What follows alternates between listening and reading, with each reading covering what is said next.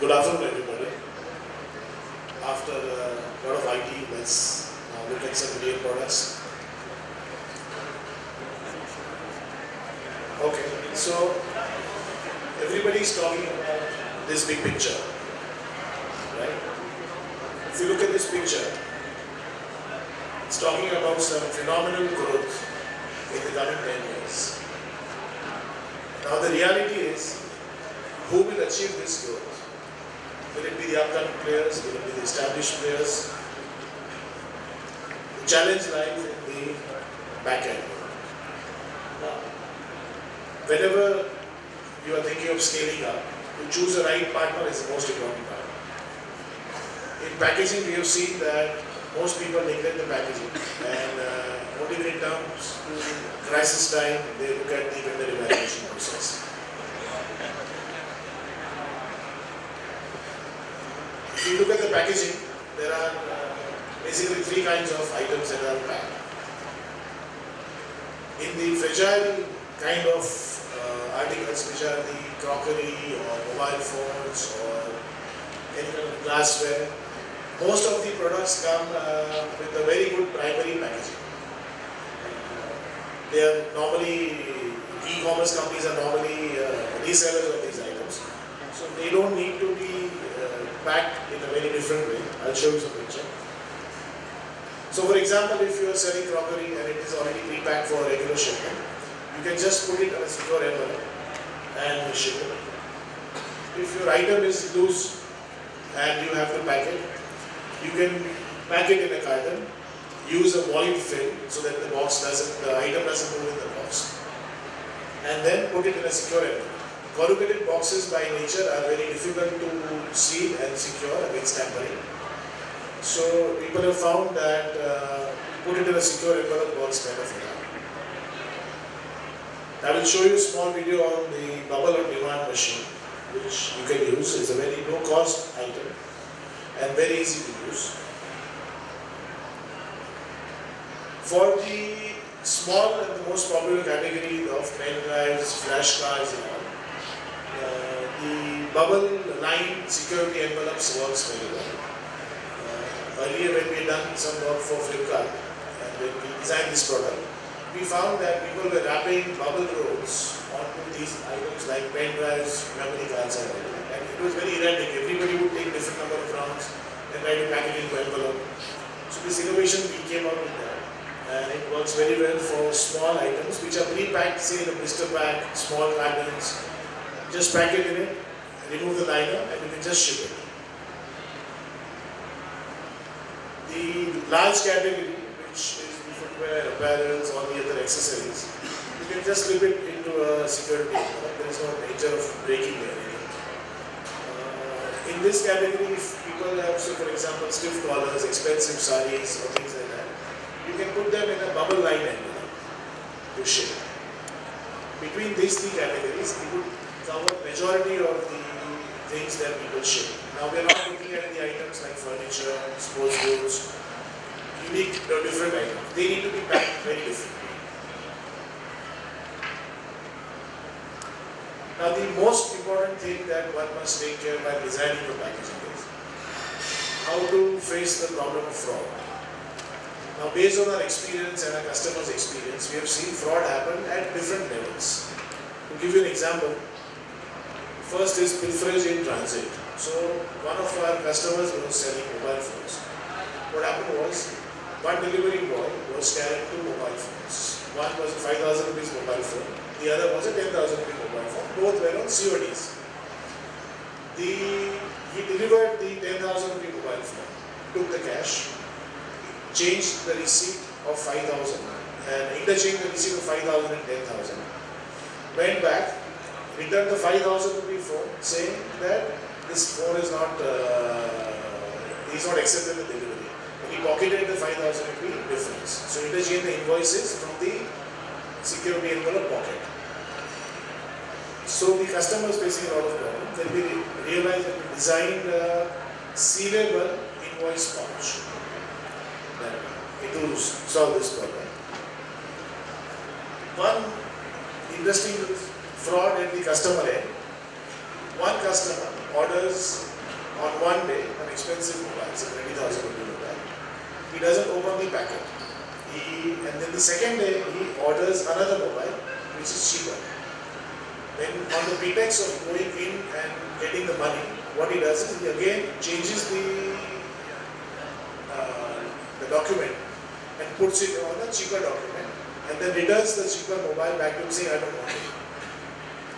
Here again, the problem, to identify the problem, we started doing barcoding on every envelope. So they could scan the barcode and identify which bag was bought by when.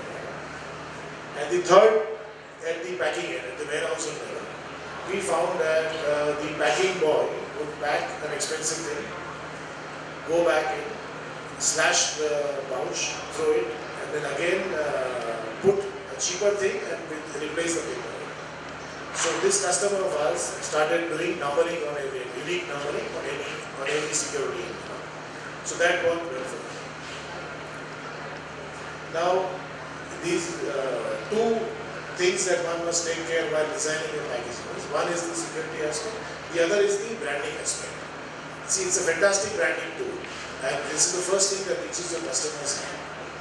So most of the companies that we work with, they initially do not pay attention to this, but we have seen fantastic examples of Myntra and Homeshop 18, which use their security packaging in a fantastic branding tool. These are a few security features. If you design your envelope, you can take care. One is a void closure for expensive things like jewelry, expensive watches, expensive handbags. This leaves a clear sign if somebody tries to open it mechanically. The other is security border. If you try to cut it from any side, it's very difficult to join the same numbers back. So you come to know if somebody's trying to open it from the sides. The other is multiple sealing, then sequential numbering. Every envelope will be sequentially numbered, unique numbering, unique barcoding. Tear of receipt. Now this, not many people have used it in the country, but in eCommerce still it is not in use, but you can have a counterfoil which can stay with somebody. And the other is a lip-to-lip closure, where you shut it so that if you have some small items like a chain or small things which can come out from the flap, there is very less opening for it to come out.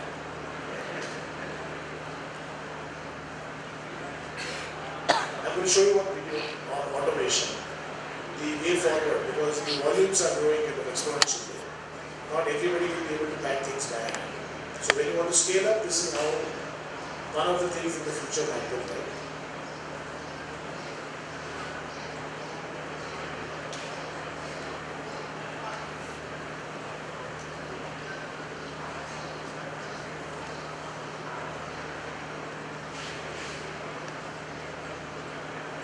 This is a carton packing line, where the carton, irrespective of what you pack inside, goes on a conveyor. Automatically the height is adjusted, greased, glued and packed.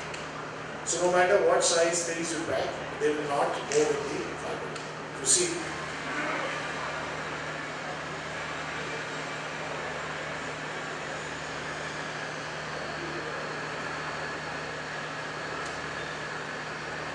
so what he's doing is here, if you have 5 t-shirts, if you have 1 can of beans, if you have anything, it will automatically sense the height, grease it,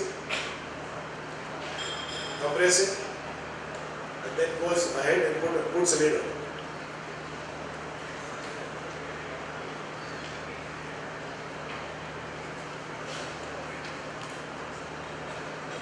Also puts a label on it. So this is some kind of automation which will soon happen here as people scale up. This one machine can pack around 20,000 shipments a day. The other automation that I want to show you is a bubble on demand. This is one of the cheapest form of automation available in the world, which can solve almost 99% of e-commerce companies' problems. Be it a marketplace, anything you want to pack.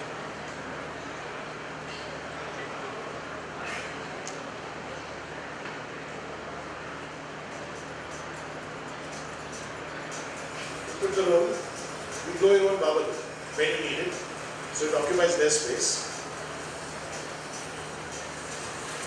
This works very well when you have different kind of items to be packed. You don't know what is going to go on, and you have a fixed set of boxes.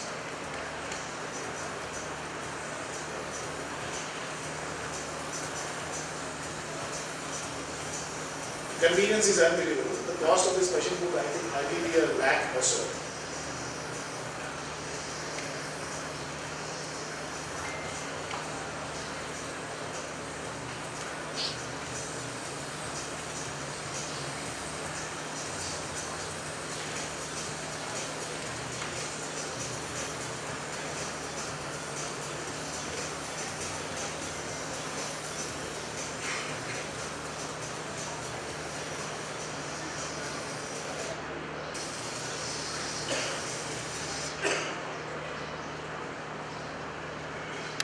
A few of the customers that we're dealing with or for whom we are designing or doing business with packaging. We have a small work table where we are demonstrating how to improve the efficiency of packing, no matter what you pack in an envelope, how to improve the line speed of the person packing. Thank you. If you have any questions.